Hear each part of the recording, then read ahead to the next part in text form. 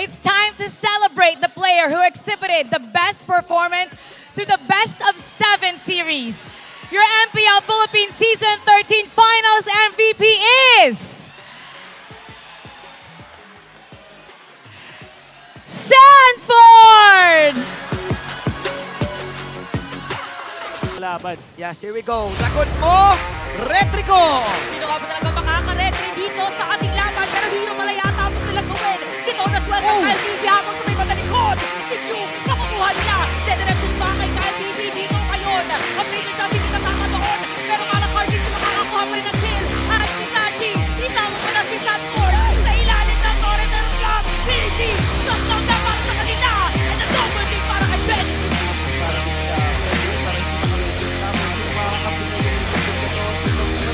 tapos siya na lang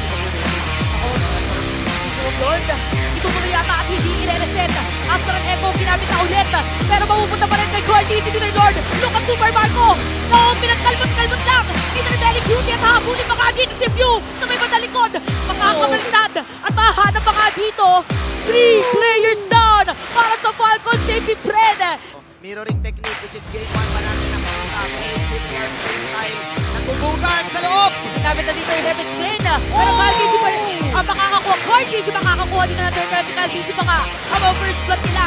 Lamp hindi mo na backup pero parang ibang backup yata ang napuntahan niya. Dahil double kill na yung kalinya niya. Ayan na. May teleport tayo na nakita si Sanford palang hatid niya habang natutuloy dito. Ang turtle si View pa rin makakasago. Pero heavy spin doon. Sigaan para kay Owen. Tapos may suntok para kay Sanford. Nagdediretso pa nga. Lamp wala na buhay doon. Pero pagbalik ng buhay ko si Saen. At para habulin pa rin si Benny Cutie. Oo, hatagan. Pero kung matutulog ito hanggang dulo, siguro, kakayanin. Okay. Kakayanin ba talaga Wow! si Julie? Makakakuha niya ng heavy spin pero wala maiinit doon. Siguraan para kay Owen na dadating na si Benny Cutie pero makunsil. Alright. Lamp TC. Ang target nila pero may kalinga doon. Sa ilalim ng Torres. Bulaga yata. Gusto mo na ba? Bulaga!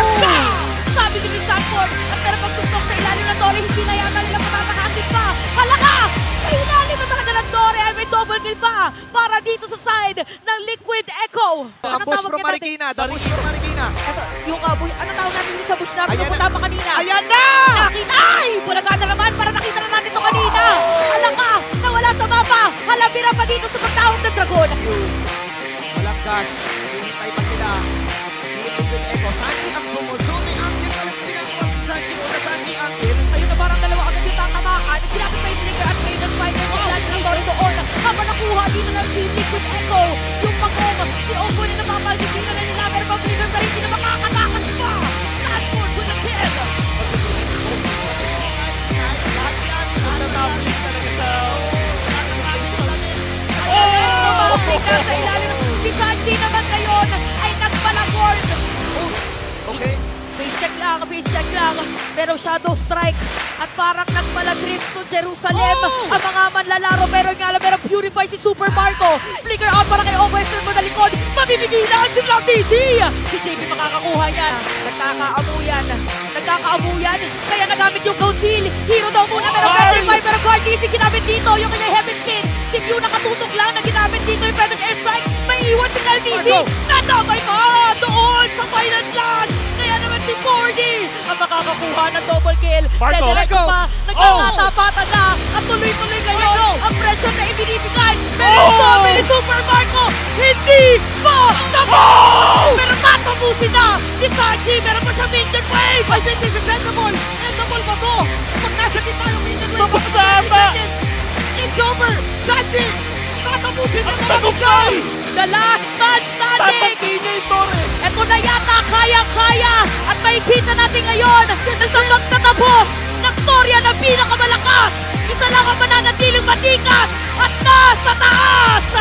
Team Liquid Echo! Ang kampiyon ng MPL Philippines Season 13!